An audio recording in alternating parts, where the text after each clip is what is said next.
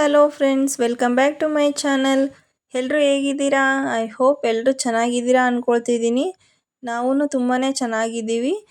ಇವತ್ತಿನ ದಿನ ನಮಗೆ ತುಂಬಾ ಸ್ಪೆಷಲ್ ಡೇ ಆಗಿರುತ್ತೆ. ಯಾಕಂದರೆ ನಮ್ಮದು ವೆಡ್ಡಿಂಗ್ ಆ್ಯನಿವರ್ಸರಿ. ನಮ್ಮದು ಮ್ಯಾರೇಜ್ ಆಗಿ 13 ಇಯರ್ಸ್ ಆಗಿದೆ.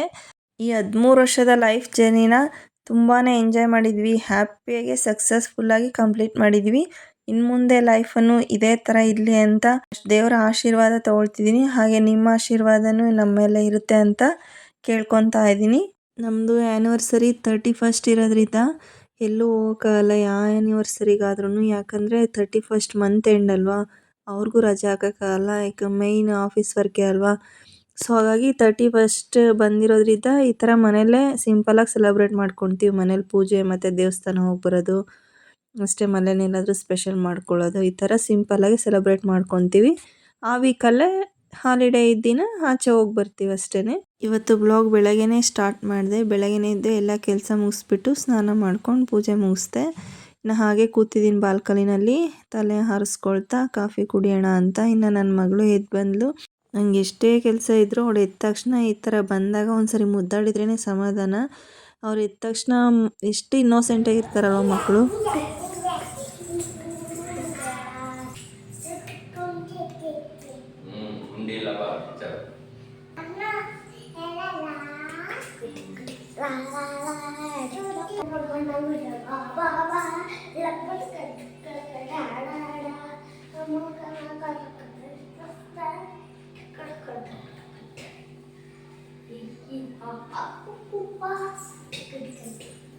ನೋಡಿ ಇಬ್ಬರು ಯಾವ ಥರ ಕುಣ್ಕೊಂಡು ಡ್ಯಾನ್ಸ್ ಮಾಡ್ತಾರೆ ಅಂತ. ಸ್ನಾನ ಮಾಡಿ ಬನ್ನಿರಿ ಅಂದರೆ ಒಬ್ಬರ ಮೇಲೆ ಒಬ್ರು ಹೇಳ್ತಾರೆ. ಅವನ್ನ ಕರೆದ್ರೆ ತನ್ವಿಂಗ್ ಮಾಡಿಸು ಅಂತಾನೆ, ಇವಳ ಕರೆದ್ರೆ ಅಣ್ಣಂಗೆ ಮಾಡಿಸು ಅಂತಾನೆ. ಎಷ್ಟು ಆಟ ಆಡಿಸ್ತಾರೆ ಗೊತ್ತಾ. ಎಷ್ಟು ಬೇಗ ಎದ್ದು ಮಾಡಿದ್ರೂ ಆಗಲ್ಲ ಟೈಮ್ ಇವ್ರ ಹತ್ರ. ಮಕ್ಕಳಂದ್ರೇ ಹಾಗೆ ಅಲ್ವಾ, ಏನು ಮಾಡೋಕ್ಕಾಗಲ್ಲ. ನಾನು ಟಿಫನ್ಗೆ ರೆಡಿ ಮಾಡ್ತಾ ಇದ್ದೀನಿ. ಯಾಕಂದರೆ ದೇವಸ್ಥಾನಕ್ಕೆ ಹೋಗಿ ಬಂದು ಟಿಫನ್ ಮಾಡ್ಕೋಬೋದಲ್ವಾ ಅಂತ ರೆಡಿ ಇದ್ದರೆ ಎಲ್ಲರೂ ರೆಡಿ ಆದ್ವಿ ದೇವಸ್ಥಾನಕ್ಕೆ ಹೋಗೋಣ ಅಂತ. ನೋಡಿ ನಂದು ಇವತ್ತಿನ ಔಟ್ಲುಕ್ ಈ ಥರ ಇದೆ. ಪಿಂಕ್ ವಿತ್ ಗೋಲ್ಡ್ ಸ್ಯಾರಿ, ತುಂಬಾ ಚೆನ್ನಾಗಿದೆ ಸ್ಯಾರಿ ಮಾತ್ರ. ವೇರ್ ಮಾಡೋಕ್ಕೂ ಅಷ್ಟೇ ಈಸಿಯಾಗಿರುತ್ತೆ. ಇದು ಕಾಟನ್ ಸ್ಯಾರಿ, ಆ ಥರ ಕಾಣೋದೇ ಇಲ್ಲ ಕಾಟನ್ ಥರ, ಬಟ್ ತುಂಬಾ ಚೆನ್ನಾಗಿದೆ. Welcome to my channel. ಇವತ್ತು ನಾವು ದೇವಸ್ಥಾನಕ್ಕೆ ಹೋಗ್ತಿದ್ವಿ. ಅಲ್ಲೆಲ್ಲ ಚೆನ್ನಾಗಿ ಮಾಡಿದ್ರು, ಲೈಟಿಂಗ್ಸ್ ಹಾಕಿದ್ರು. ಬಾಯ್, ಸಿ ಯು, ನಿಮಗೆ ಸಿಗ್ತೀನಿ. ನೋಡಿ ನನ್ನ ಮಗ ನಾನು ಯಾವ ಥರ ಇಮಿಟೇಟ್ ಮಾಡ್ತಿದ್ದಾನೆ ಅಂತ. ಅವನು ಯಾವ ಥರ ಮಾಡ್ತಾನೆ ಅಂತಲೇ ಒಂದು ಕ್ಲಿಪ್ಪಿಂಗ್ ಹಾಗೆ ಆ್ಯಡ್ ಮಾಡಿದೆ. ನಮ್ಮ ಮನೆ ಹತ್ತಿರದಲ್ಲೇ ಆಂಜನೇಯ ಸ್ವಾಮಿ ದೇವಸ್ಥಾನ ಇದೆ. ನಮ್ಮ ಮನೆ ದೇವ್ರೂ ಆಂಜನೇಯ ಸ್ವಾಮಿನೇ. ಇವತ್ತು ಶನಿವಾರ ಆಗಿರೋದ್ರಿಂದ ಸೊ ಹಾಗಾಗಿ ಇಲ್ಲಿಗೆ ಬಂದಿದ್ದೀವಿ ಆಂಜನೇಯ ಸ್ವಾಮಿ ದೇವಸ್ಥಾನಕ್ಕೆ. ತುಂಬಾ ಚೆನ್ನಾಗಿದೆ ಇಲ್ಲಿ ಪೀಸ್ಫುಲ್ಲಾಗಿ. ನಾನು ಗುಡಿ ಸುತ್ತು ಪ್ರದಕ್ಷಿಣೆ ಮಾಡ್ತಾಯಿದ್ರೆ ನನ್ನ ಮಕ್ಕಳು ನೋಡಿ ನನ್ನ ಹಿಂದೆನೇ ರೌಂಡ್ ಹಾಕ್ತಿದ್ದಾರೆ. ಅವ್ರಿಗೆ ರೌಂಡ್ ಹಾಕೋದೇ ಒಂದು ಖುಷಿ ಆಗಿಬಿಟ್ಟಿದೆ. ಇನ್ನು ಇಲ್ಲಂತೂ ಪೂಜೆ ತುಂಬಾ ಚೆನ್ನಾಗಿ ಮಾಡ್ತಾರೆ ಅರ್ಚಕರು. ಎಲ್ಲ ಥರ ಪೂಜೆನೂ ಮಾಡಿಕೊಡ್ತಾರೆ. ತುಂಬಾ ಪೇಷನ್ಸ್ ಇರ್ತಾರೆ.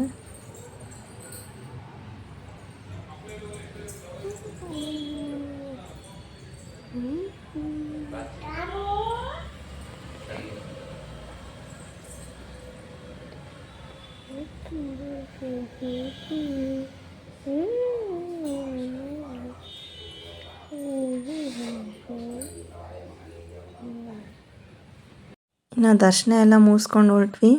ನನ್ನ ಮಗಳು ನೋಡಿ ಒಳಗಡೆ ಇದ್ದ ಹೊರಗಡೆ ಬರಬೇಕಾದ್ರೂ ಕೈ ಮುಗಿತಾ ಇದ್ದಾಳೆ. ನಾವು ಮಾಡ್ತೀವಲ್ವ ಒಳಗಡೆ ಹೋಗ್ಬೇಕಾದ್ರೆ ಬಾಗಿಲಿಗೆ ಕೈ ಮುಗಿದು ಹೋಗ್ತೀವಲ್ಲ, ಅದನ್ನು ನೋಡಿದ್ದಾಳೆ. ಸೊ ಹಾಗಾಗಿ ಒಳಗಡೆ ಇದ್ದ ಬರಬೇಕಾದ್ರೂ ಮಾಡ್ತಾ ಇದ್ದಾಳೆ. ಇವಾಗಿನ ಮಕ್ಕಳಪ್ಪ ಒಂದು ಸಾರಿ ಮಾಡಿದ್ರೆ ಸಾಕು, ಅದನ್ನೇ ನೋಡಿ ಕಲಿತಾರೆ. ನೋಡಿ ಹೊರಗಡೆ ಎಲ್ಲ ತುಂಬಾ ಚೆನ್ನಾಗಿದೆ ಪ್ಲೇಸ್. ಇನ್ನು ದರ್ಶನ ಎಲ್ಲ ಮುಗಿಸ್ಕೊಂಡು ಮನೆಗೆ ಹೋಗ್ತಾ ಇದ್ದೀವಿ. ಕ್ಲೈಮೇಟು ಹಾಗೆ ತುಂಬಾ ಚೆನ್ನಾಗಿತ್ತು ಇವತ್ತು. ಮತ್ತು ಸಂಜೆ ವ್ಲಾಗ್ ಸ್ಟಾರ್ಟ್ ಮಾಡಿದೆ ನಾನು. ಇನ್ನು ಮಧ್ಯಾಹ್ನ ಎಲ್ಲ ಸ್ವಲ್ಪ ರೆಸ್ಟ್ ಮಾಡಿಬಿಟ್ಟು ಮಗನ ಕರ್ಕೊಂಡು ಬರೋದು ಅದೇ ಇತ್ತು ಎಲ್ಲ. ಅದನ್ನು ಮಾಡಿಕೊಂಡು ಇನ್ನು ಸಂಜೆ ಏನಾದರೂ ಸ್ಪೆಷಲ್ ಮಾಡೋಣ ಅಂತ ಅಡುಗೆಗೆ ಸ್ಟಾರ್ಟ್ ಮಾಡ್ತಾ ಇದ್ದೀನಿ. ಏನೇನೆಲ್ಲ ಮಾಡಿದೆ ಅಂತ ತೋರಿಸ್ತೀನಿ ನೋಡಿ. ಸ್ವಲ್ಪ ಕಡಲೆಕಾಳ್ದು ಎಲ್ಲ ಪಲ್ಯ ಮಾಡಿ ಮತ್ತು ಹೆಸರು ಬೇಳೆ, ಸ್ವಲ್ಪ ಒಬ್ಬಟ್ಟು ಮಾಡೋಣ ಅಂತ ರೆಡಿ ಮಾಡಿದ್ದೀನಿ. ಹೂರಣ ಮತ್ತು ಹಿಟ್ಟೆಲ್ಲ ಕಲಸಿಟ್ಕೊಂಡಿದ್ದೀನಿ. ಈ ಕಡೆ ಅನ್ನ ಮತ್ತು ಸಾಂಬಾರೆಲ್ಲ ಆಗಿದೆ. ನೋಡಿ ಸಾಂಬಾರು ಕುದೀತಾ ಇದೆ. ಇದು ಆಗೋಷ್ಟರಲ್ಲಿ ಒಬ್ಬಟ್ಟು ತಟ್ಕೊಳ್ಳೋದಕ್ಕೆ ಎಲ್ಲ ಪಾತ್ರೆ ಎಲ್ಲ ಫಸ್ಟ್ ತೊಳೆದಿಟ್ಕೊಬಿಡ್ತೀನಿ ಒಂದು ಟ್ರಿಪ್ಪು. ಇವಾಗ ತೊಳೆದಿಟ್ಕೊಂಡ್ರೆ ಒಂದು ಸರಿಗೆ, ಆಮೇಲೆ ಒಬ್ಬಟ್ಟು ತಟ್ಬಿಟ್ಟು ಊಟ ಮಾಡಿ, ಆಮೇಲೆ ಇನ್ನೊಂದು ಟ್ರಿಪ್ ಇರುತ್ತೆ, ಪಾತ್ರೆಗಳು ಸಿಂಕ್ ತುಂಬುತ್ತೆ. ಸೊ ಹಾಗಾಗಿ ಇವಾಗ ಒಂದು ಸರಿ ಮಾಡ್ಕೊಬಿಡ್ತೀನಿ. ಇನ್ನು ನಮ್ಮ ಹಸ್ಬೆಂಡ್ ಬಂದರು, ಅವ್ರ ಹತ್ರ ಮಾತಾಡ್ಕೊಂಡು ಹಾಗೆ ಒಬ್ಬಟ್ಟು ತಟ್ತಾ ಇದ್ದೆ, ಬಿಸಿ ಬಿಸಿ ಒಬ್ಬಟ್ಟು ತಿನ್ನೋದು ಎಲ್ರೂ ಅಂತ. ನಮ್ಮದು ಆ್ಯನಿವರ್ಸರಿ ಕೇಕ್ ಯಾವ ಥರ ಇತ್ತು ಅಂತ ತೋರಿಸ್ತೀನಿ ನೋಡಿ. ಡ್ರೈ ಫ್ರೂಟ್ಸ್ದು ಐಸ್ ಕೇಕ್ ತುಂಬಾ ಚೆನ್ನಾಗಿತ್ತು. ಈ ಕೇಕ್ ಕಟ್ ಮಾಡಿದ್ದೆ ನನ್ನ ಮಗನಿಗೋಸ್ಕರ, ಯಾಕಂದರೆ ಅವ್ನಿಗೆ ಆವಾಗಲೇ ಗೊತ್ತಾಗುತ್ತಲ್ವ ಬರ್ತಡೇ ಆ್ಯನಿವರ್ಸರಿ ದಿನ ಆ ಥರ. ಅಮ್ಮ ಕೇಕ್ ಕಟ್ ಮಾಡೋಣ ಅಂತ ಕೇಳ್ತಾ ಇದ್ದ. ಸೊ ಹಾಗೆ ಹಿಂಗೆ ತರಬೇಕಲ್ಲ ಕೇಕು, ತಿನ್ನೋಕ್ಕಾದರೂ ತರ್ತಾಯಿದ್ರು ನಮ್ಮ ಮನೆಯವರು. ಅದಕ್ಕೆ ಪೀಸ್ ಥರ ಇನ್ನೇನು ತರೋದು, ಒಂದೇ ಸಲ ಒಂದು 1/2 kgದು ಚಿಕ್ಕದಾಗಿರೋದು ತಗೊಬಂದ್ಬಿಡಿ, ಸೆಲೆಬ್ರೇಟ್ ಮಾಡೋದು ಅಂತ ಹೇಳಿದೆ. ಸೊ ಹಾಗಾಗಿ ತಂದಿದ್ದಾರೆ ನೋಡಿ. ಮಕ್ಕಳೂ ಖುಷಿ ಪಡ್ತಾರೆ ಈ ಥರ ಕೇಕ್ ಕಟ್ ಮಾಡೋದಂದರೆ. ಹೆಂಗಿದ್ರು ತಂದು ತಿಂತೀವಿ, ಅದ್ರ ಬದಲಾಗಿ ಈ ಥರ ತಂದು ತಿಂದರೆ, ಈ ಥರ ತಂದು ಸೆಲೆಬ್ರೇಟ್ ಮಾಡ್ಕೊಂಡು ತಿಂದರೆ ಇನ್ನು ಖುಷಿಯಾಗಿರುತ್ತೆ ಒಂಥರ ಮಕ್ಳಿಗೂ ಎಲ್ರಿಗೂ ಮನೆಯಲ್ಲಿ. ಹಾಗಾಗಿ ನಾವು ಈ ಥರ ಸೆಲೆಬ್ರೇಟ್ ಮಾಡ್ತಾ ಇದ್ದೀವಿ. ಇನ್ನು ಎಲ್ಲರೂ ರೆಡಿ ಆದ್ವಿ, ಅಡುಗೆ ಎಲ್ಲ ಮುಗಿಸ್ಬಿಟ್ಟು ಅದೇನು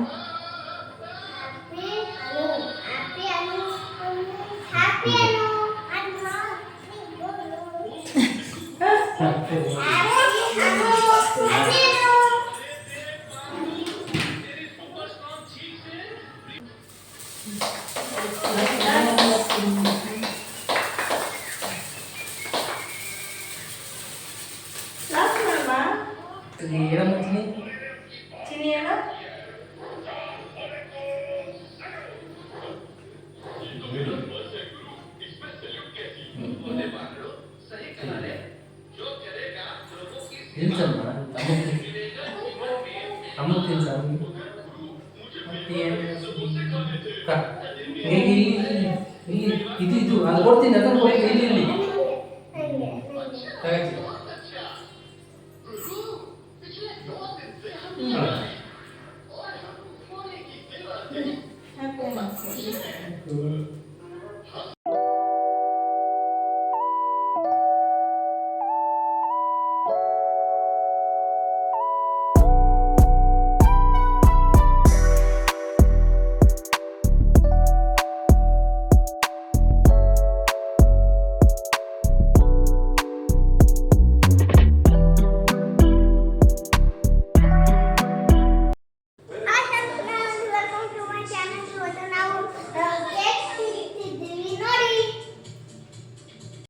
ಕೇಕ್ ಎಲ್ಲ ಕಟ್ ಮಾಡಿದ್ದಾಯಿತು. ಎಲ್ಲರೂ ಕೇಕ್ ತಿಂದ್ಬಿಟ್ಟು ಸ್ವಲ್ಪ ಹೊತ್ತು ಹಾಗೆ ಒಂದು 5 ಮಿನಿಟ್ಸ್ ಕೂತ್ಕೊಂಡು ಊಟ ಮಾಡೋಣ ಅಂತ ಕೂತಿದ್ದೀವಿ.